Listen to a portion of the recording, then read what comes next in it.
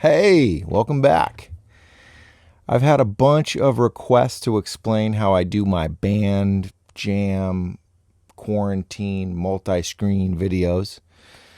So I'm going to show you some key steps that I take to make sure that this thing syncs up and sounds just right.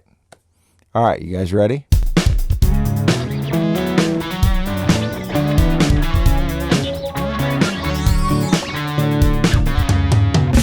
Okay, right now we're all stuck at home during this pandemic, not able to play any gigs or even do any band practice. I think doing one of these videos is a great way to stay engaged with your fans and your audience and just stay in touch with your bandmates. Okay, the first step is going to be to pick a song. You're going to want to get some buy-in with this. Everybody's going to have to spend some time doing their video and figure out a way to send it to you. So you want to pick a song that everybody likes. Another thing is to pick a song that you know, that the whole band knows. We're in quarantine and there's no band practice. You don't want to go around and round forever on this rearranging a tune. So pick a song that everybody knows. You're going to want to pick a song that you play like the record. Whether it's a cover song or it's an original song, you're going to use the recorded version to send everybody so that they can play along with it. Okay, the next step is to load the original track into your favorite recording software. Stereo track. If you want to get the tempo, that's fine. You can check out one of my other videos to do that. But really all we need is a count-in for the band to start. First thing I'm going to do though is take the track inside the recording software and move it over about 20 seconds. About 20 seconds in. Now, the next thing I'm going to do is get a count in. Okay, I'm going to assume that you do not have a tempo map set up, and I'm going to show you how to put these clicks in here and these claps in here without anything. I'm going to play the track from somewhere near the beginning where the rhythm starts and just play along. I want 8 clicks with the drumsticks and at least 4 claps, and I'm going to move them around later.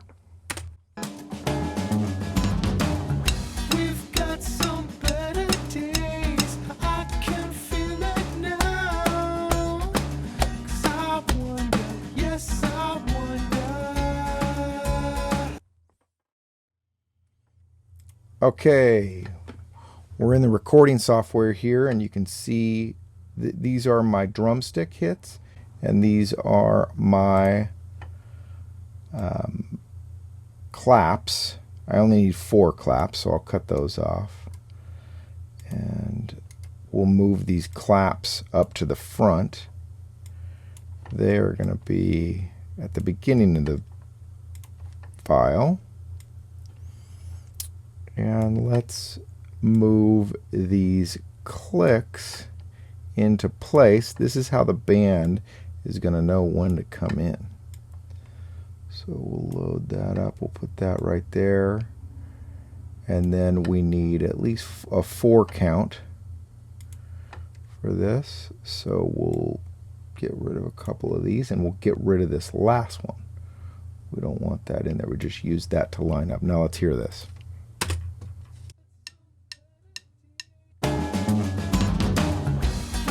There, now the band can come in right. I'm going to copy this.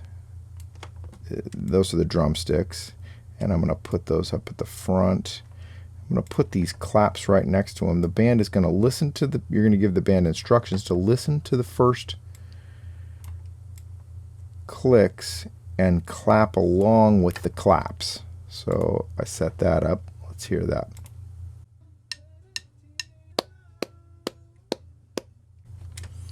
That was 5 claps. I don't want 5 claps. I want 4 clicks and 4 claps.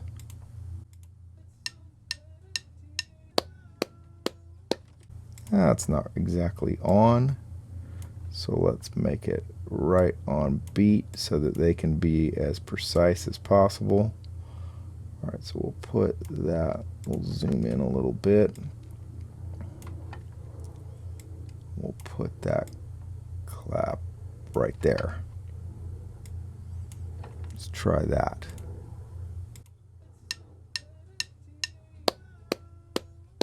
All right, that sounds better. I'm going to move that whole thing over to give everybody a second because they're going to have to hit play on their iPod or whatever they're listening to the track and then get ready to clap.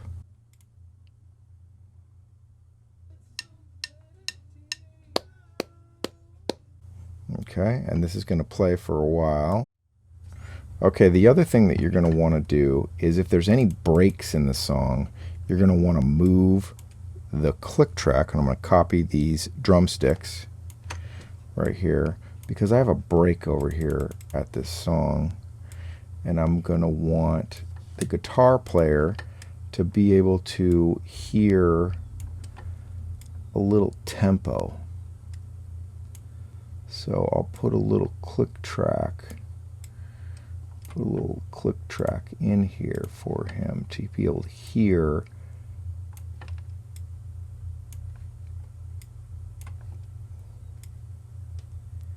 exactly what. Now let's hear what that sounds like. Get under Get under this blanket, girl.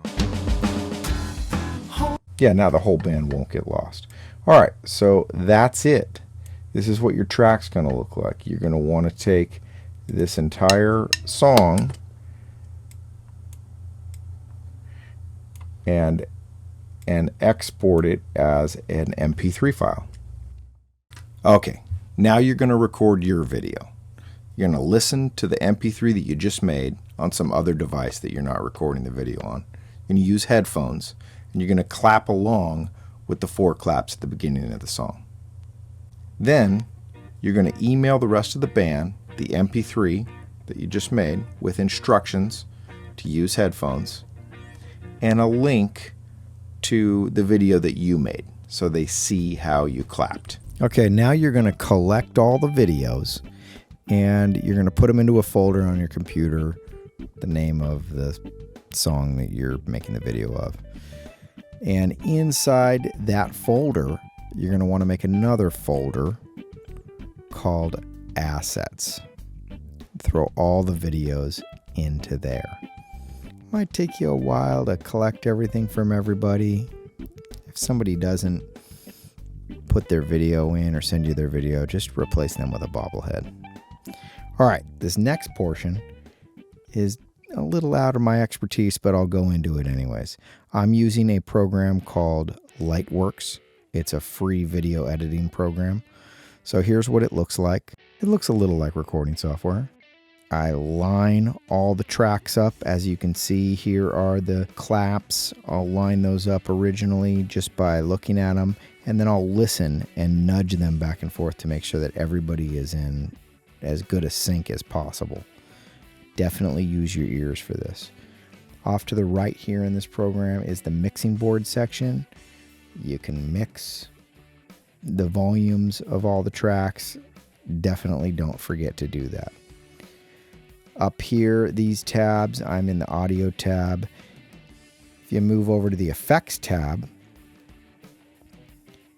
and open up an effect called 3D DVE, you apply that effect and use this Z function down here. That's how you get the individual files to shrink, enlarge, and shrink, as you can see. And then this tab up here you use to change videos.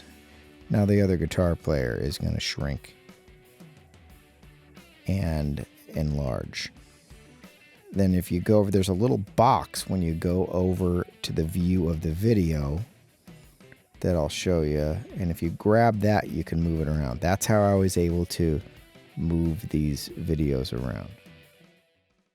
Some video editors have preset layouts or templates that can make your editing a little easier, but will definitely limit your creative possibilities. If you use iMovie, you're going to want to use the picture-in-picture function. The problem is you'll have to export each time and make a new movie. It's a little bit like bouncing down tracks in an old 4-track recorder. There are several smartphone apps like Acapella that are fun and allow you to do something similar, but these apps are very limiting and don't give you the ability to sync up the audio tracks correctly. Okay, thanks for watching. If you found that informative, smash the like button.